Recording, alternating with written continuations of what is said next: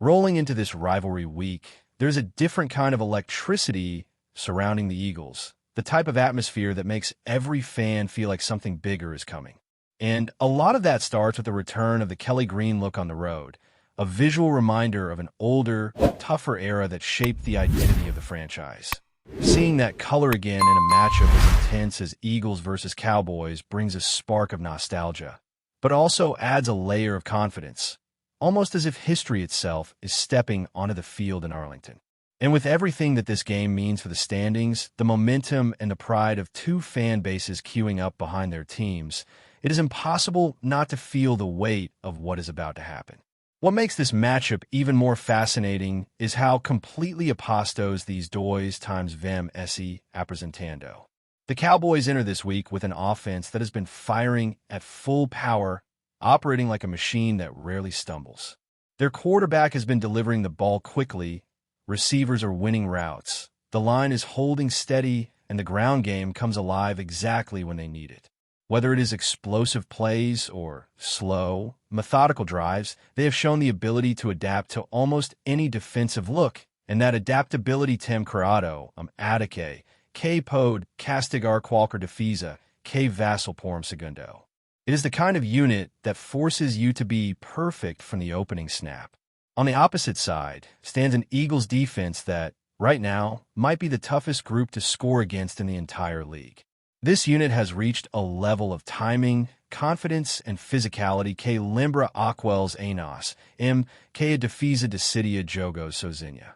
There is constant pressure, smart pursuit angles, reliable tackling, and a secondary that has been playing tight enough to frustrate even the most polished passing attacks. They fly to the ball, they communicate well, and they rarely give free plays. The defense has been the steady foundation of this team, carrying them through stretches in which the offense simply could not find rhythm. And while that says a lot about their dominance, it also exposes the imbalance that has defined much of the season. Looking at the offensive numbers, it becomes clear why fans have been so frustrated. With the amount of talent this team has, middle-of-the-pack scoring is not good enough. Sitting around the middle of the league in points and near the bottom in yards per game is surprising for a roster built to be explosive. Third downs have become a headache, with the team converting less than one-third of them, which kills drives before they ever have a chance to develop. The irony is that the offense is deadly in the red zone, one of the best in the league once it gets close to the goal line. But the problem is exactly that they're not getting there often enough. The run game, usually one of the safest pillars of this offense, has been inconsistent from the start. The team runs the ball frequently, but without efficiency. The yards per attempt sit in a range that simply does not match the identity d'Estelenko. The running back continues to show explosiveness, acceleration, and power, mas frequentemente ele recebe a bola imediatamente en contra defensores bloqueando qualquer caminho. That has nothing to do with his ability. It is a blocking issue, a spacing issue, and, above all, a continuity issue. When you compare the numbers from last year to this year, the drop in yards before contact is alarming, proof that the line has not been opening lanes the way it once did. The offensive line has historically been the soul of this team. Uma unidade que detava o ritmo do ataque. But injuries and constant shuffling turn this season into a puzzle that never seems complete. Chemistry matters in football, especially in the trenches, and when every week features a new combination of players, timing fades and mistakes multiply. There were only a couple of games in which the entire starting group played together, and even those ended with more injuries. Without stability there, the entire structure of the offense feels compromised. When you shift to the passing game, the situation becomes ainda mais intrigante. The Eagles are throwing the ball less frequently than almost any team in the league, making their offense unusually conservative compared to the firepower sitting on a roster. Even so, the quarterback has been delivering strong statistical performances. His accuracy sits among the elite. His deep ball efficiency has improved. His passer rating versus both man and zone coverage ranks high. He is reading defenses well, moving within the pocket, and keeping the chains moving when given the opportunity. The numbers show a player who is executing, even if the results of the offense do not always reflect that execution. Part of the inconsistency can be traced to the constant changes in play callers that he has dealt with for nearly a decade. Even when the overall system stays similar, terminology changes, timing changes, and sequencing changes. That disrupts rhythm. But despite that, the advanced metrics reveal a quarterback playing at a top-tier level in most categories. The issue lies elsewhere. Principalmente na falta de separado dos recebedores e na previsibilidade das camadas. This receiving group is far too talented to be ranked among the worst in the league in average separation, and that immediately points to a schematic issue. When the design of the offense fails to help receivers create space, even great players struggle. And that leads to one of the biggest problems holding this offense back. The route concepts have become repetitive. The creativity that once made this passing game dangerous Paris ter desaparecido em alguns momentos. There's little variation, little use of motion, almost no effort to attack the middle of the field with consistency. Defenses love when they can predict alignment, predict depth, and predict patterns, and far too often this offense has made that job easy.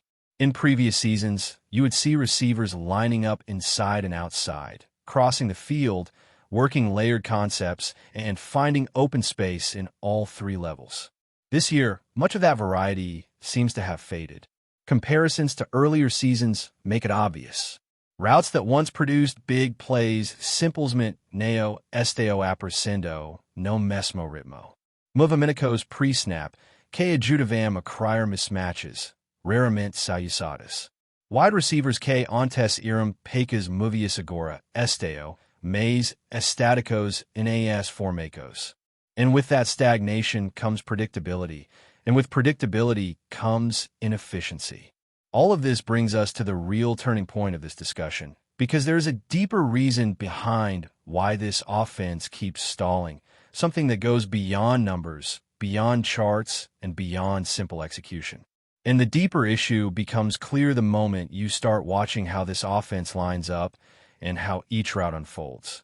The spacing has not been sharp enough, the timing between receivers and quarterback has not been cohesive enough, and the play designs have lacked the type of layering that forces defenses to hesitate.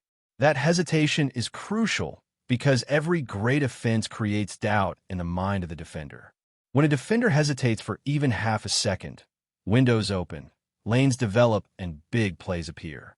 But when the design is flat, when every route feels disconnected from the others, and when defenders can immediately identify where the ball is likely to go, the offense becomes easier to suffocate. And that is exactly what has been happening in long stretches of this season. All of this brings us to the wide receiver duo that was once considered one of the most dangerous in football. These two have carried this offense before. They have dominated games before, and they have tilted the field in ways few duos in the league can. But for receivers to shine, they need space. And for space to exist, the design must support them. You look at the recent games, and the route maps tell a story louder than any statistic. Too many plays send receivers into predictable, repeated patterns outside the numbers, almost ignoring the interior of the field. That central area is where elite offenses thrive, exploiting linebackers, finding holes in zones, and creating catch-and-run opportunities. But this team has often left that space untouched, either by choice or by limitation, and that decision has made life easier for every defense they've faced. You can see the contrast when you look at older games. In past seasons, the same players were running crossers, deep posts, layered outs, option routes, and all types of mixed concepts. They were moving inside and outside, shifting before the snap, forcing the defense to constantly adjust. The effect was immediate. Defenses had to play wider, deeper, and with more caution, opening room for both the passing and rushing attacks. When you bring variety, you bring unpredictability. And unpredictability is one of the most valuable currencies an offense can possess. But this year, much of that has been replaced with more static alignments and more straightforward concepts that do not maximize the skill sets of the stars on the field. There's also the question of how often certain receivers are being asked to run vertical routes when they're clearly dealing with physical limitations. Just sending a player down the sideline repeatedly, hoping he wins the matchup, does not create a dynamic offense. When a receiver is not at full speed, it becomes even more important to design routes that manufacture openings for him rather than forcing him into pure foot traces. This is where creativity should come in.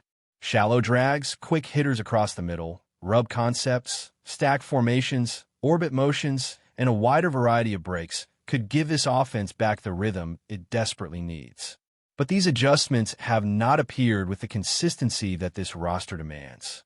The separation numbers make that problem painfully obvious.